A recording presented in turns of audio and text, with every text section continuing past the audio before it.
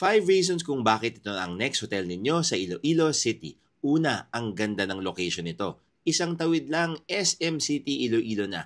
Malapit rin ito sa iba pang malls, Iloilo Convention Center, iba pang tourist spots at 10 minutes away lang ito from Iloilo City proper. Pangalawa, may breakfast buffet rin sila with a view sa Horizon Cafe sa 21st floor. Kumpleto ang breakfast spread at ang maganda dito, pwede rin mag-walk-in for only 450 pesos. Nasubukan ko rin ang Filipino food nila for lunch na masarap rin at great for sharing. Standout for me yung kanilang lumpiang Shanghai at kare-kare na ang sarap with extra rice. Pangatlo, may maliit na gym at swimming pool rin dito. Perfect way to unwind after a whole day of eating and exploring around Iloilo. Bonus, may 7-Eleven rin sila sa ground floor. Pang-apat, sobrang budget-friendly nito. Room rates dito start at 2,000 plus pesos a night lang, pwede nang may kasamang breakfast.